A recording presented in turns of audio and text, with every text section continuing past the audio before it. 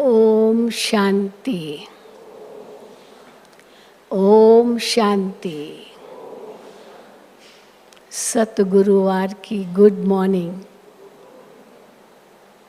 सतगुरु बाबा को वृक्षपति भी कहते हैं, कल्प वृक्ष का बीज रूप। इसलिए आज के दिन को बृहस्पतिवार भी कहते हैं। बृहस्पतिवार का दिन बड़ा शुभ होता है। बृहस्पति की दशा भी मानी जाती है, जो सबसे ऊंची दशा है। तो अभी वृक्षपति बाप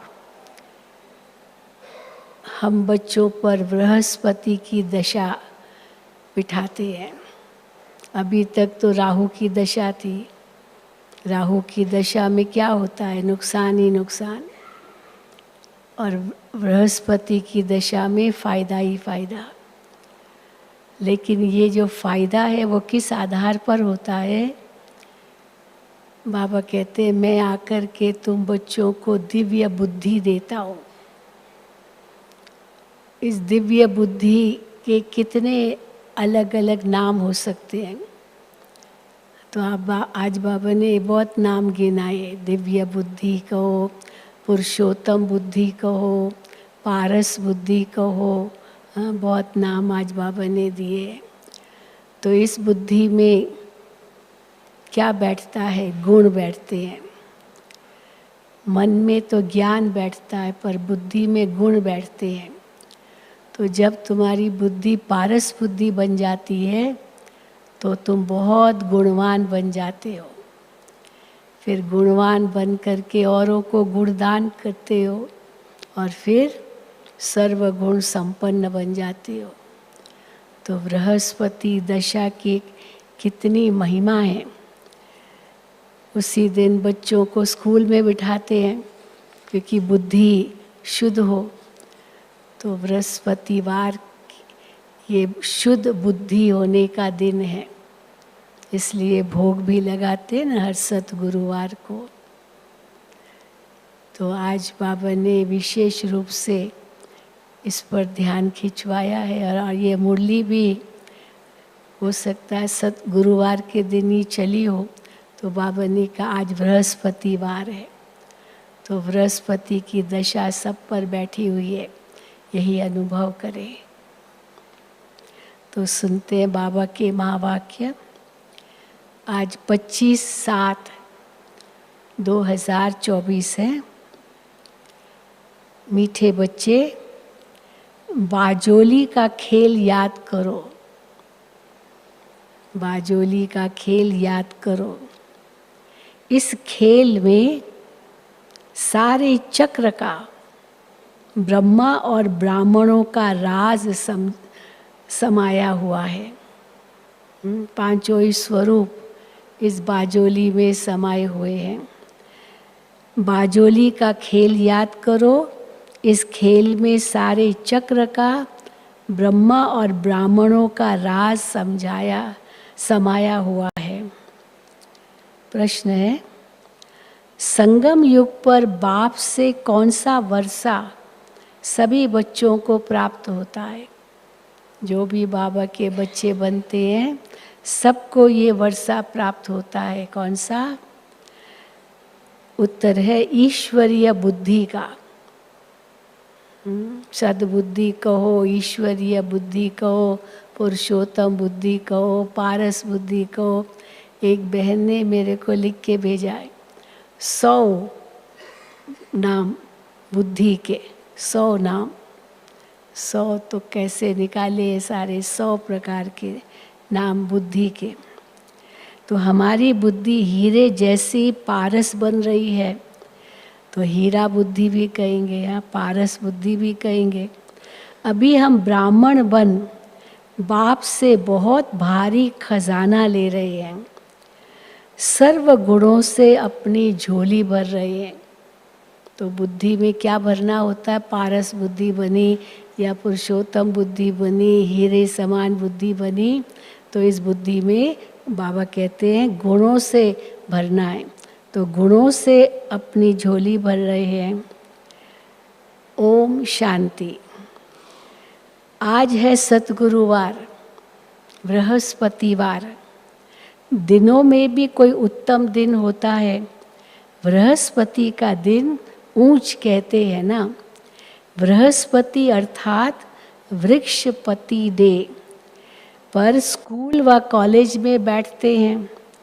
अभी तुम बच्चे जानते हो कि इस मनुष्य सृष्टि रूपी झाड़ का बीज रूप है बाप, और वो अकाल मूर्त है। काल नहीं खाता बाप को। अकाल मूर्त बाप के फिर हम बच्चे कौन हैं? अकाल मूर्त बाप के अकाल मूर्त बच्चे। हम भी आत्मा ही अकाल मूर्त, हमें काल नहीं खाता। कितना सहज है। मुश्किल सिर्फ है, ज्ञान सहज है, समझने में देरी नहीं लगती, लेकिन मुश्किल सिर्फ है याद की। याद से ही विकर्म विनाश होते हैं।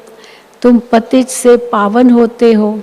तो बाप समझाते हैं तुम बच्चों पर अविनाशी बेहद की दशा है। अविनाशी बेहद की बृहस्पति की दशा अब है। एक होती है हद की दशा और दूसरी होती है बेहद की दशा। वो जन्म पत्रियों में तो हद की दशा ही बताते हैं ना, लेकिन ये बेहद की दशा है, बृहस्पति की दशा। एक होती है हद की दशा और दूसरी होती है बेहद की।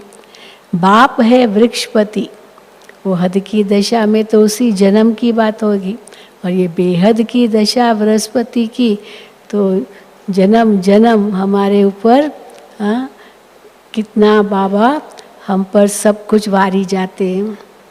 तो बाबा कहे वृक्ष बाप है वृक्षपति। वृक्ष से पहले पहले ब्राह्मण निकले। शिव बाबा बीज वृक्षपति, उससे सबसे पहले ब्राह्मण निकले। बाप कहते हैं मैं वृक्षपति सच्चित आनंद स्वरूप हूँ। फिर महिमा गाते हैं। सच्चित आनंद स्वरूप की क्या महिमा गाते हैं? ज्ञान का सागर, शांति का सागर। तो तुम जानते हो सतयुग में देवी देवताएं सब शांति के, पवित्रता के सागर हैं। सब गुणों के सागर हैं, भरपूर गुण हैं उनमें। तो जैसे सब गुणों के सागर हैं।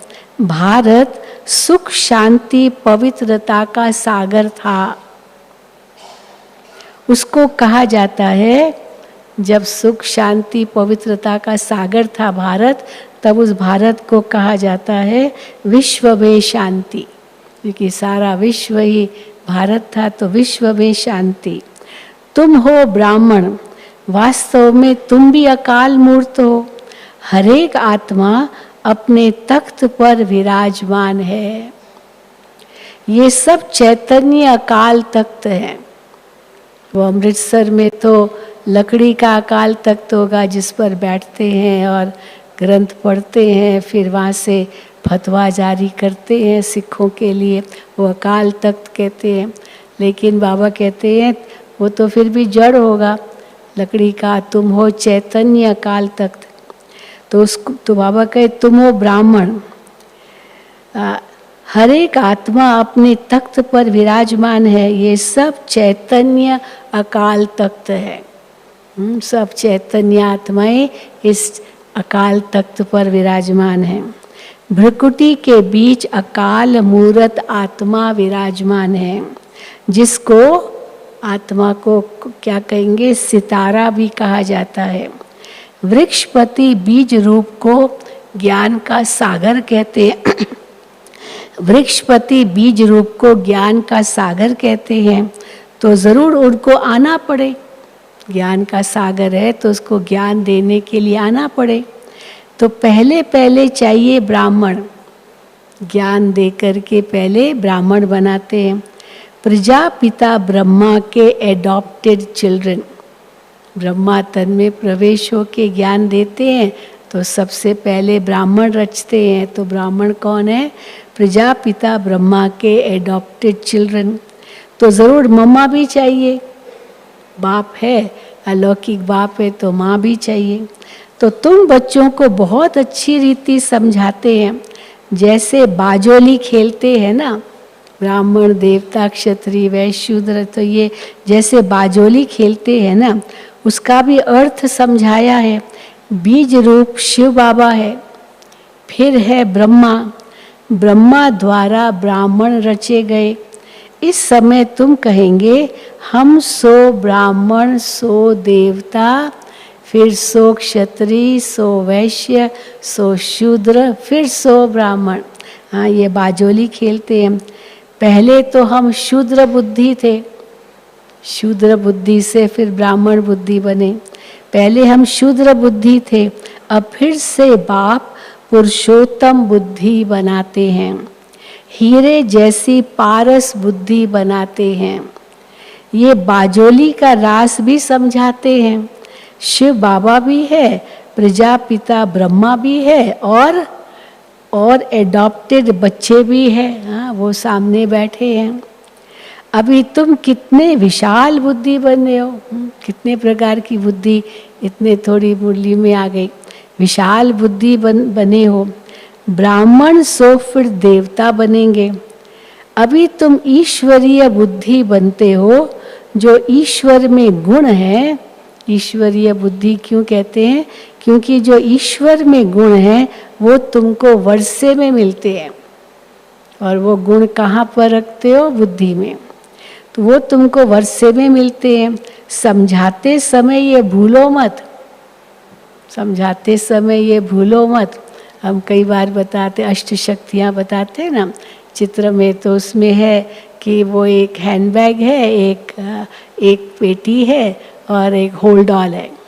तो मन है हैंडबैग, उसमें खूब ज्ञान रत्न भरो, उसमें बहुत कीमती सामान रखते हैं ना हैंडबैग में, तो ये ज्ञान रत्न बहुत अमूल्य है। फिर वो छोटा सा हैंडबैग वो अलग से रखते हैं, पेटी जैसा, जो साथ में ले जाते हैं। फ्लाइट में भी हैंड लगेज होता है, तो उसमें गुण भरो, सारे गुण भरो। वो बुद्धि रूपी गुण है, बुद्धि में भरो। फिर होल्ड ऑल, पहले तो होल्ड ऑल लेते थे, सब कुछ उसमें भरते थे, और फिर वो बीच में नहीं खोलते थे। जब वो डेस्टिनेशन पर जहाँ जाना होता वहाँ पहुँचते थे तब जाके खोलते थे। तो हम कहते फ्लाइट में जाते चेक इन लगेज है, वो चेक इन लगे दे देते हैं, वो लेके नहीं जाते हैं, मतलब अपने साथ नहीं रखते हैं। वो फिर जब पहुँचते हैं जहाँ जाना होता है वहाँ मिलती है वो लगेज। तो चेक इन लगेज कौन सी है? वो होल्ड ऑल कौन सा है? हमारे संस्कार। तो कर्म जो भी हम करते हैं, अच्छे कर्म, वो संस्कार बनते जाएंगे, वो भरते जाओ। अभी फल की इच्छा मत रखो। अभी तो बाबा कहते तुम तो बेहद के सन्यासी हो, अभी फल की इच्छा मत रखो। वो फिर जब भविष्य में हम जब स्वर्ग में जाएंगे तो यही संस्कार जो इस समय हम भरते हैं वो साथ आएंगे। तो देखो बाबा भी कहते हैं, तो ईश्वरीय बुद्धि बनते हो, जो ईश्वर में गुण हैं वो तुमको वर्षे में मिलते हैं। समझाते समय ये भूलो मत, बाप ज्ञान का सागर है नंबर 1। उनको ज्ञानेश्वर भी कहा जाता है, ज्ञान सुनाने वाला ईश्वर। ज्ञान से होती है सद्गति, पतितों को पावन बनाते हैं ज्ञान और योग से। भारत का प्राचीन राजयोग मशहूर है, क्योंकि आयरन एज से गोल्डन एज बना था। राजयोग से ही आयरन एज से गोल्डन एज बना था। ये तो समझाया है कि योग भी 2 प्रकार के होते हैं, वो है हठ योग और ये है राजयोग। वो हद का, ये है बेहद का। वो है हद के सन्यासी और तुम हो बेहद के सन्यासी। वो सारा हद और तुम्हारा है बेहद। वो घर बार छोड़ते हैं और तुम सारी दुनिया का सन्यास करते हो बुद्धि से। अभी तुम हो प्रजापिता ब्रह्मा की संतान। ये छोटा सा नया झाड़ है, तुम जानते हो पुराने से नए बन रहे हैं। सैपलिंग लग रहा है, बरोबर हम बाजोली खेलते हैं। हम सो ब्राह्मण, फिर हम सो देवता। ये 100 शब्द बाबा कहते जरूर लगाना चाहिए। हाँ हम ब्राह्मण देवता क्षत्रिय वैश्य ऐसे नहीं, हम 100 ब्राह्मण फिर 100 हाँ देवता, 100 माना फिर, तो फिर वो बनते हैं। तो 100 अक्षर ज़रूर लगाना है। सिर्फ हम नहीं, केवल हम नहीं, क्योंकि हम 100 शूद्र थे, तो शूद्र तो सब है इस समय, हम 100 शूद्र थे, हम 100 ब्राह्मण बने। ये बाजोली बिल्कुल भूलनी नहीं चाहिए, ये तो बिल्कुल सहज है। बाजोली को समझना मुश्किल नहीं है, छोटे छोटे बच्चे भी समझा सकते हैं इस बाजोली पर। हम 84 जन्म कैसे लेते हैं, सीढ़ी कैसे उतरे हैं, फिर ब्राह्मण बन चढ़ते हैं, ब्राह्मण से देवता बनते हैं। अभी ब्राह्मण बन बहुत भारी खजाना ले रहे हैं, कितना बड़ा खजाना, गुणों का खजाना, शक्तियों का खजाना, हाँ ब्राह्मण बन ले रहे हैं। झोली भर रहे हैं, भरे ना, रोज सुबह सुबह ज्ञान रत्नों से झोली भरते हैं, गुणों से भी झोली भरते हैं। ज्ञान सागर कोई शंकर को नहीं कहा जाता है, वो झोली नहीं भरता है। वैसे तो शंकर के आगे कहते हैं ना बम बम भर दे झोली, तो बम बम भी बहुत यूज़ करते हैं, तो भर दे झोली। तो ये तो बाबा कहते चित्रकारों ने बना दिया है, जो शंकर के लिए कहा जाता, ये तो चित्रकारों ने बना दिया। अब शंकर की तो बात ही नहीं है, ये विष्णु और ब्रह्मा यहाँ के हैं, शंकर का कोई पार्ट नहीं है सृष्टि मंच पर, इसलिए शिव शंकर को मिला दिया है। तो बाबा कहते हैं ये विष्णु और ब्रह्मा यहाँ के हैं, यहाँ इनका पार्ट है। लक्ष्मी नारायण का युगल रूप फिर ऊपर में दिखाया है विष्णु के रूप में, ये है इनका ब्रह्मा का अंतिम जन्म, विष्णु नारायण श्री नारायण का अंतिम जन्म ब्रह्मा। तो पहले पहले ये विष्णु था, फिर 84 जन्मों के बाद ये ब्रह्मा बना है। इनका नाम मैंने ब्रह्मा रखा है। शिव बाबा कहते इन्होंने अपने ऊपर नहीं पाग रख दी, अपने को ब्रह्मा कहलाया, शिव बाबा ने, भगवान ने इनके ऊपर ये नाम रखा ब्रह्मा। तो इनका नाम मैंने ब्रह्मा रखा है। सबका नाम बदल दिया यज्ञ में शुरू में, क्योंकि संन्यास किया ना, शूद्र से ब्राह्मण बने तो नाम बदल लिया। बाप ने बहुत रमणीक नाम रखे, हर एक के जो भी नाम रखे ना, सिंगल नाम नहीं रखा, डबल डबल है ना, रतन, मोहिनी, ब्रिज पुष्पा, शांता, मणि, डबल डबल नाम। तो जिसका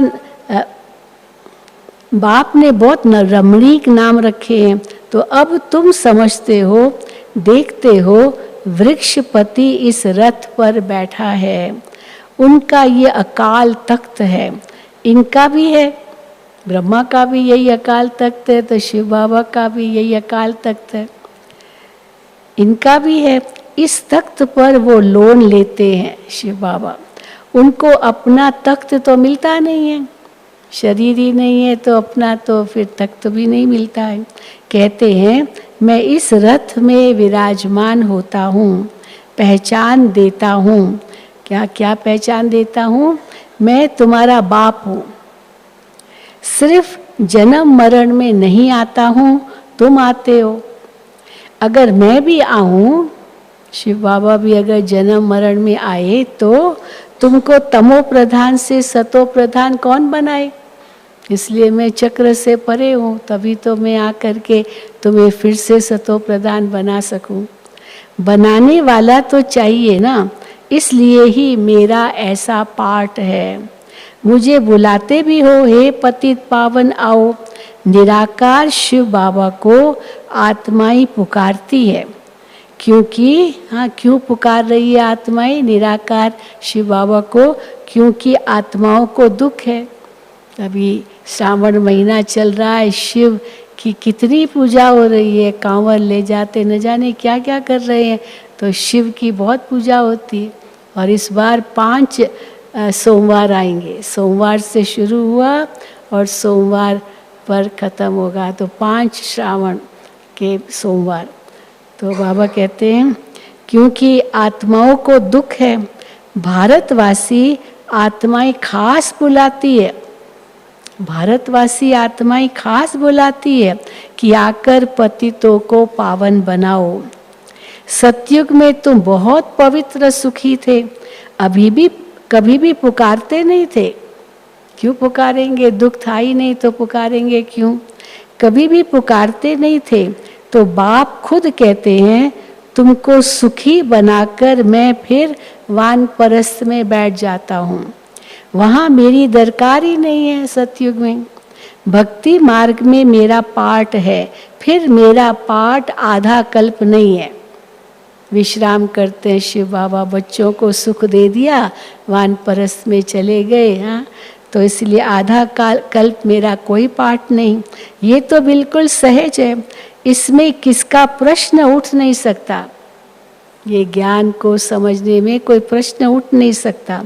गायन भी है, दुख में सिमरण सब करे, सुख में करे न कोई। हाँ, क्यों विश्राम करता है भगवान? तो बाबा कहते जरूरत ही नहीं है मेरी, सबको, सब बच्चों को सुख दे दिया, सुखी कर दिया, तो फिर मेरी क्या जरूरत है। तो इसलिए दुख में सिमरण सब करे, सुख में करे न कोई।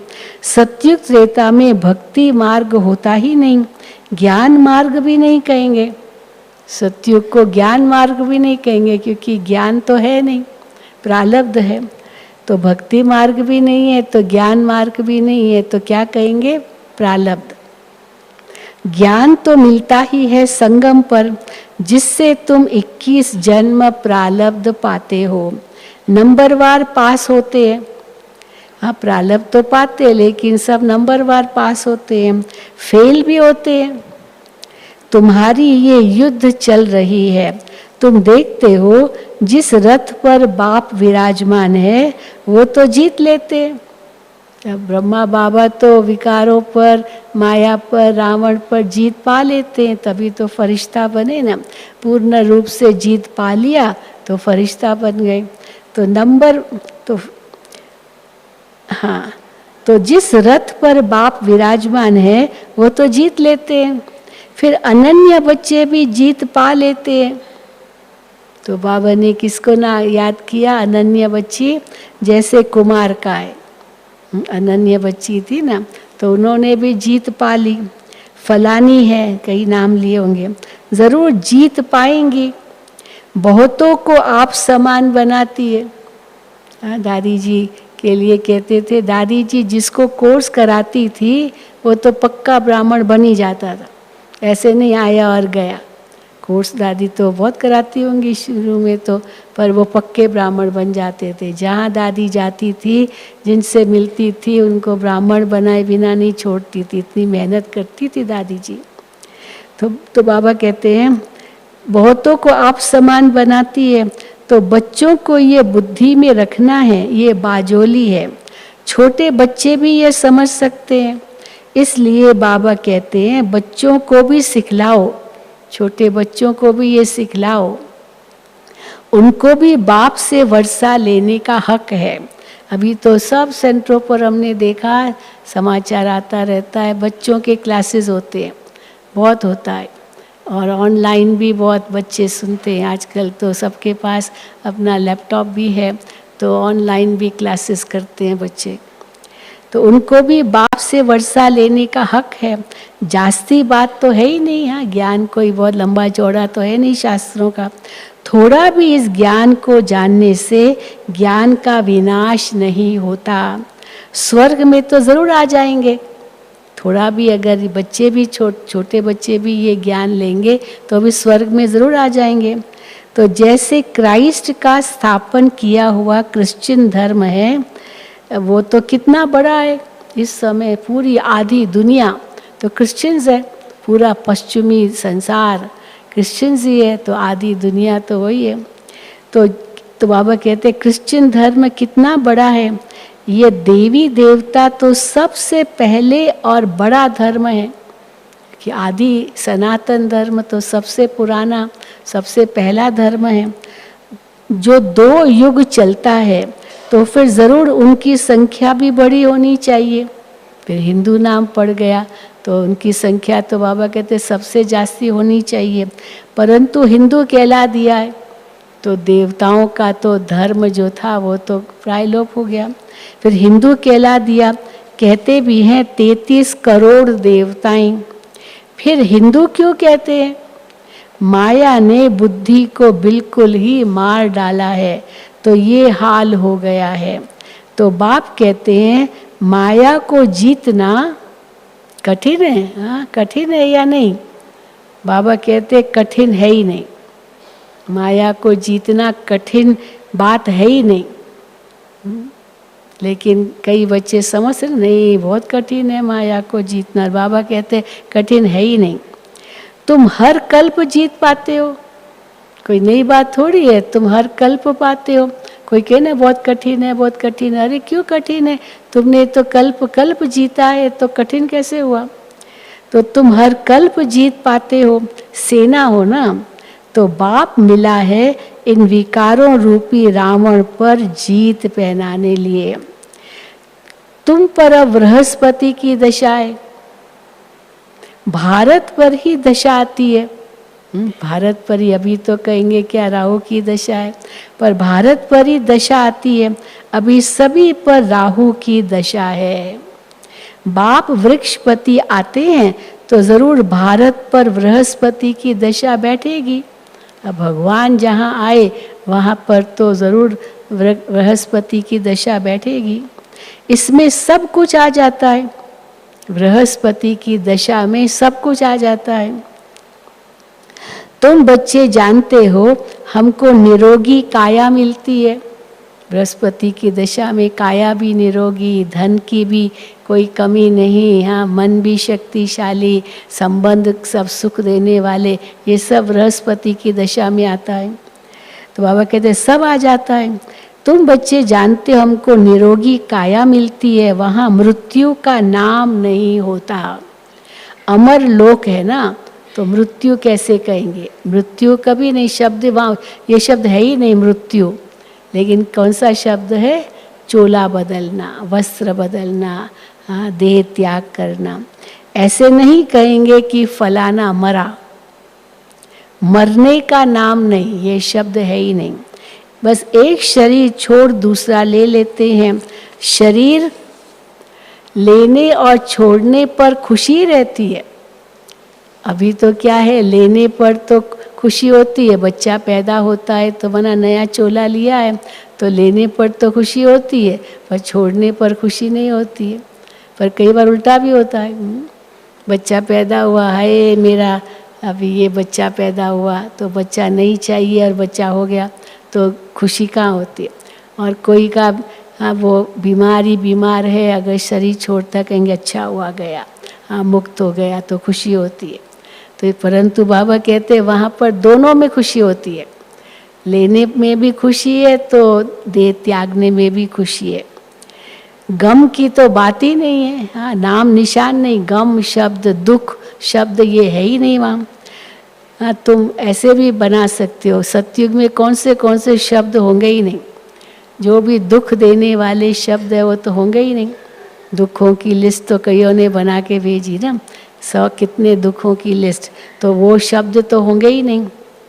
तुम पर अभी बृहस्पति की दशा है, सब पर तो बृहस्पति की दशा हो न सके, क्योंकि सारे तो सतयुग में नहीं आएंगे, सब तो ब्राह्मण नहीं बनेंगे, इसलिए सब पर तो बृहस्पति की दशा हो न सके। स्कूल में भी कोई पास होते हैं, कोई नापास भी होते हैं, ये भी पाठशाला है। तुम कहेंगे हम राज योग सीखते हैं, सिखलाने वाला कौन है? बेहद का बाप। तो कितनी खुशी होनी चाहिए, इसमें कोई और बात नहीं। हाँ, बेहद का बाप हमें राजयोग सिखला रहे हैं, राजाओं का राजा बना रहे, कितनी खुशी होनी चाहिए। तो और कोई बात है ही नहीं। पवित्रता की है मुख्य बात, जो मेन अड़चन होती है वो पवित्रता की होती है। तो पवित्रता की है मुख्य बात। लिखा हुआ है गीता में भी है, हे बच्चों देह से देह के सब संबंध छोड़ माम एकम याद करो। ये गीता के अक्षर हैं। वो गीता एपिसोड अब चल रहा है, उसमें भी मनुष्यों ने अगड़म बगड़म कर दिया है। बहुत कुछ मिक्सचर डाल दिया है गीता में भी। एपिसोड तो चल रहा है, भगवान स्वयं डायरेक्ट गीता का ज्ञान दे रहे हैं। वो जो गीता अब तक प्रचलित है उसमें तो बहुत कुछ अगड़म बगड़म बाबा कहते कर दिया है। आटे में नमक कुछ है, बात कितनी सहज है जो बच्चे भी समझ जाए। इतना सहज है छोटे बच्चे भी समझ जाए, फिर भी भूलते क्यों हो? कई बार होता है ना, थोड़ा मुश्किल किसको लगता है, नहीं नहीं बहुत सहज है, बहुत सहज है। तो जब सहज है कहेंगे तो फिर थोड़ी उस पर ध्यान देंगे, मुश्किल है छोड़ देंगे। तो इसलिए बाबा कहते हैं तो सब सहज है, बात कितनी सहज है जो बच्चा भी समझ जाए, फिर भी भूलते क्यों हो? भक्ति मार्ग में भी कहते थे, सभी ने कहा होगा भक्ति मार्ग में कि बाबा आप आएंगे तो हम आपके ही बनेंगे, यही कहा था। दूसरा न कोई, मेरा तो एक गिरधर गोपाल, दूसरा न कोई, मीराबाई ने कहा। पर जो शिव के भक्त होंगे वो फिर कहेंगे मेरा तो एक शिव परमात्मा, दूसरा न कोई। हम आपके बन आपसे पूरा वर्षा लेंगे। बाप का बनते ही हैं किस लिए? वर्षा लेने के लिए। क्यों बनते हैं बाप का? वर्षा लेने लिए। एडॉप्ट होते हैं, जानते हैं बाप से हमको क्या मिलेगा। तुम भी एडॉप्ट हुए हो, जानते हो हम बाप से विश्व की बादशाही बेहद का वर्षा लेंगे और कोई में ममत्व नहीं रखेंगे। यही है ना वायदा कि हम बेहद के बाप से पूरा बेहद का वर्षा लेंगे और कोई में ममत्व नहीं रखेंगे। समझो कोई का लौकिक बाप भी है, उनके पास क्या होगा?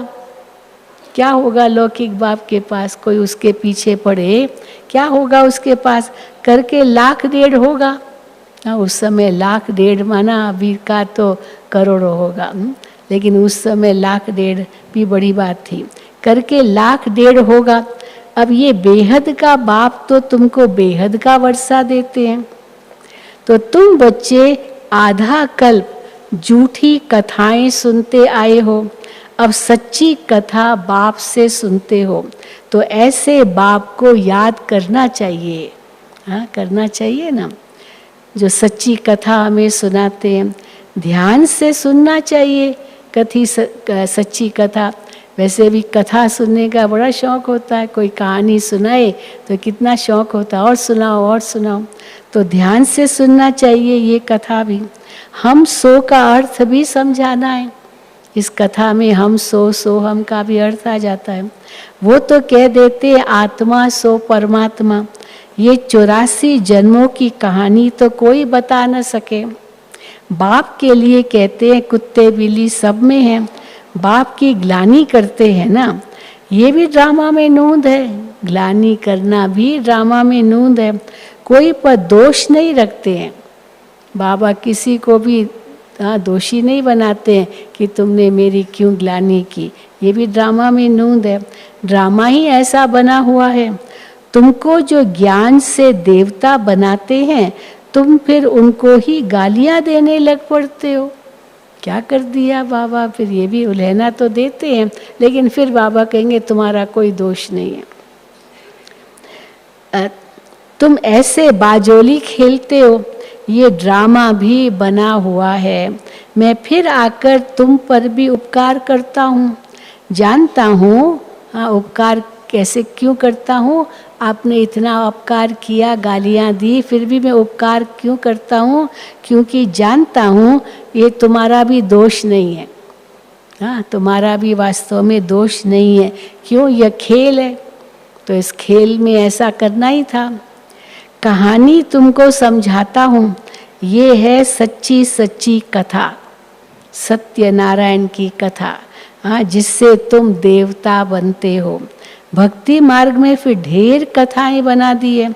एम ऑब्जेक्ट तो कुछ भी नहीं है, वो सब है गिरने के लिए।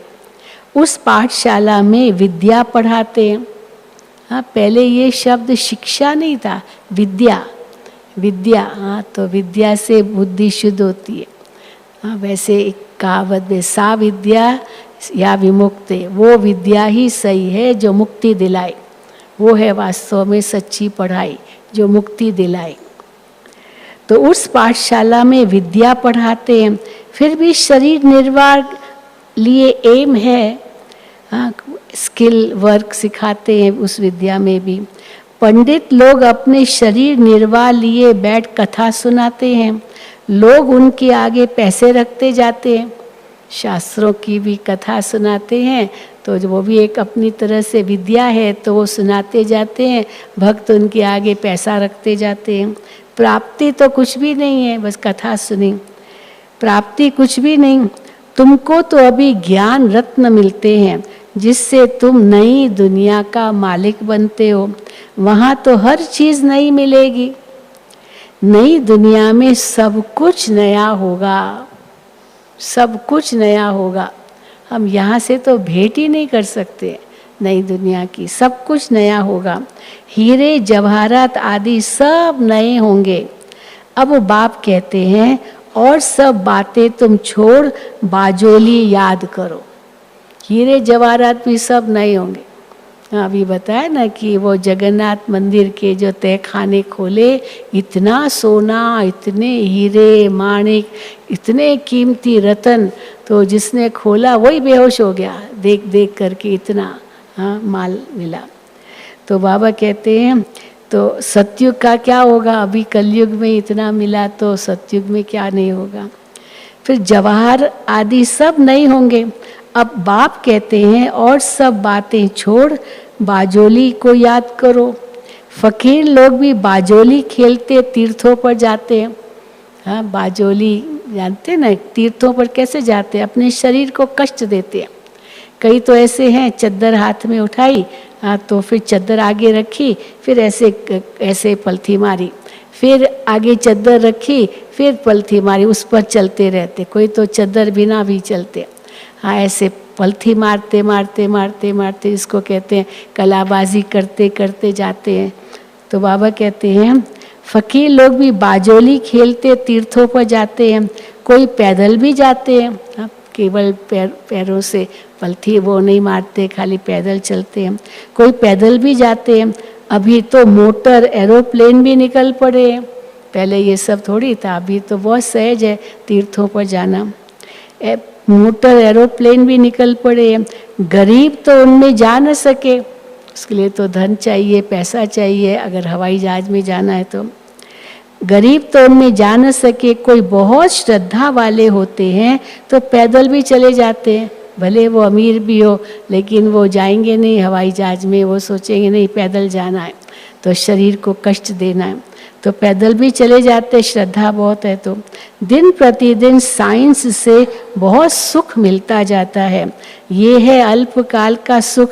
गिरते हैं तो कितना नुकसान हो जाता है। हाँ, अगर हवाई जहाज गिर जाए या अंदर ही जल जाए मानो हवा में ही, तो देखो कितना सब मर जाते हैं, कितना नुकसान होता है। तुम्हारी है साइलेंस। बाप को याद करने से सब रोग खत्म हो जाते हैं, निरोगी बन जाते हैं। अभी तुम समझते हो सतयुग में एवर हेल्दी थे, ये 84 का चक्र फिरता ही रहता है। बाप एक ही बार आकर समझाते हैं, तुमने मेरी ग्लानि की है, अपने को चमाट मारी है। ग्लानि करते करते तुम शूद्र बुद्धि बन पड़े हो, शूद्र बुद्धि बन पड़े हो। सिख लोग भी कहते हैं ना, जब साहिब तो सुख मिले, अर्थात मन मना भव। जब साहिब माना परमात्मा को याद करो तो सुख मिले, अर्थात मन मना भव। तो अक्षर ही 2 है, बाकी जास्ती माथा मारने की तो दरकार ही नहीं है। कल भी बाबा ने कहा ना, होलसेल, होलसेल में बस मन मना भव होलसेल है, थोक माल। बाकी तो रिटेल है, ये तो वो तो रिटेल तो एक एक करके देते हैं। तो बाबा कहते हैं जब साहिब तो सुख मिले, अर्थात मन मना भव, अक्षरी 2 है, बाकी जास्ती माथा मारने की तो दरकार ही नहीं है। ये भी बाप आकर के समझाते हैं। अभी तुम समझते हो साहिब को याद करने से तुमको 21 जन्मों का सुख मिलता है। जब साहिब तो सुख मिले। वो भी उसका रास्ता बताते हैं, कैसे मुझे याद करो तो सुख मिले, परंतु पूरा रास्ता तो जानते ही नहीं है। भले वो कहते हैं पर जानते नहीं पूरा रास्ता। सिमर सिमर सुख पाओ, कल कलेश मिटे सब तन के। हाँ, तो सिमर सिमर सुख पाओ।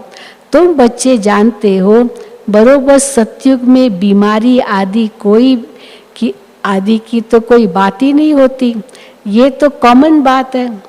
उसको सतयुग गोल्डन एज कहा जाता है, इसको कलयुग आयरन एज कहा जाता है। सृष्टि का चक्र फिरता रहता है। समझानी कितनी अच्छी है, बाजोली है, ये बाजोली चलती रहती है। अभी तुम ब्राह्मण हो फिर देवता बनेंगे, ये बातें तुम भूल जाते हो। बाजोली याद हो तो ये ज्ञान सारा याद रहे। ऐसे बाप को याद कर रात को सो जाना चाहिए। रात को ऐसे बाबा को याद कर सो जाना चाहिए। फिर भी कहते हैं बाबा भूल जाते हैं। माया घड़ी घड़ी भुला देती है, लड़ाई है तुम्हारी माया के साथ। फिर आधा कल्प तुम उन पर राज्य करते हो। बात तो सहज बताते हैं, नाम है ही सहज ज्ञान सहज याद। बाप को सिर्फ याद करो, क्या तकलीफ देते हैं? हाँ, क्या तकलीफ देते हैं बाबा? बस याद करो। भक्ति मार्ग में तो तुमने बहुत तकलीफ ली है, दीदार के लिए गला काटने को तैयार हो जाते, गला काटने को तैयार हो जाते दीदार के लिए भक्ति मार्ग में। काशी करवट खाते हैं। हाँ, जो निश्चय बुद्धि होकर करते हैं उनके फिर विकर्म विनाश होते हैं। जो निश्चय बुद्धि होकर के काशी करवट खाते भी थे तो बाबा कहते उनके विकर्म विनाश होते हैं।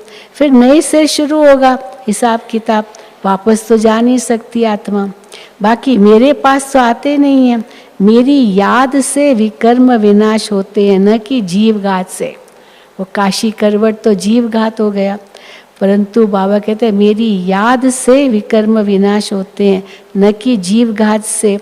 मेरे पास तो कोई आते नहीं, तो कितना सहज है, सब बातें कितनी सहज है।